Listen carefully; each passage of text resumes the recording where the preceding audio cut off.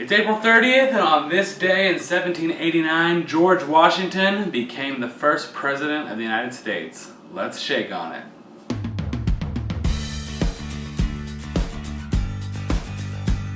We all know George Washington. You probably have a picture of him on you or within reach of you right now because he's on the quarter and the $1 bill. Here he is on the quarter, looking mighty fine. Unfortunately, I don't have a dollar right now, but you know. He was also one of the founding fathers of America, the commander-in-chief of the Continental Army. He had wooden teeth. His face is forever chiseled into the side of Mount Rushmore.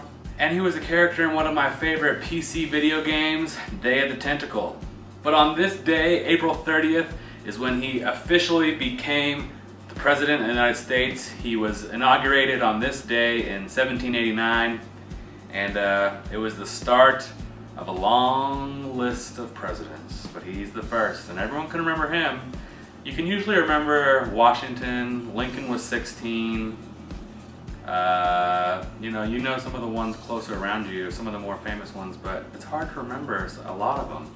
But number one, you always remember number one. Much like Smitty Werber Jaegerman Jansen, George Washington was number one. He was number one.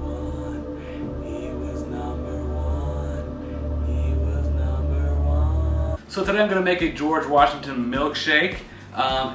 Common story. Some people say they're myths, some people say they're true, maybe somewhere in the middle. George Washington is known for chopping down a cherry tree, but whether or not he actually chopped down that cherry tree, he did love cherries. It is noted by many historians that cherries were one of his favorite fruits, and he loved to have cherry on his desserts, baked into different desserts. He just loved cherries. So today we're gonna make a cherry milkshake, but I'm gonna be using Jell-O because George Washington he lost all of his teeth by the time he was middle-aged, and he had to wear dentures and wooden teeth and goat's teeth, sheep's teeth. So George Washington wouldn't be able to eat a lot of things, but Jell-O, when you lose your teeth, you can still eat some Jell-O. And of course, when you blend it up in a milkshake, you'll be able to eat that.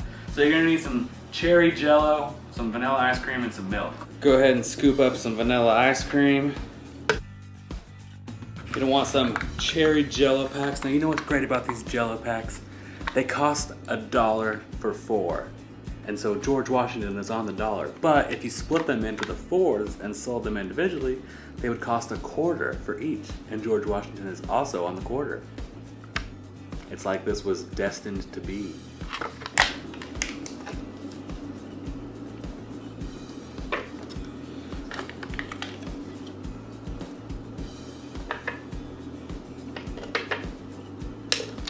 Add a little milk, blend it up, serve it up, and enjoy. Now that is good. Now cherry can be a very polarizing flavor, especially when you get into artificial cherry. Some people either love it, like me, or they hate it and they think it tastes like cough syrup or whatever. I love it, so to me, I could drink this all day, and I know George, good old George, could drink this all day too. Seriously, that is good.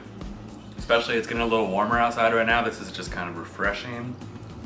I honestly give this 5 out of 5 stars because I just love cherry flavored stuff. And even if you have no teeth, you can still enjoy it. So it works out for people like George Washington, people not like George Washington. So there you have it, the George Washington milkshake. Be sure to like this video, subscribe to the channel so you don't miss any other milkshakes. This coming Monday, we're gonna have the April montage where I show 4 seconds from every day in April, so stick around for that. In the comment section down below, let me know your opinions on artificial cherry flavor. Do you love it and think it's the best thing ever, or do you hate it and think it tastes like cough syrup? And if you hate it, why? Because it's so good. You're wrong. And George Washington would disagree with you. Remember, there's always a reason to celebrate. Coffee, the coffee mug, nutcracker, Nutcracker Friday. Yes, the nutcracker mug. the nutcracker drink. Did he get it?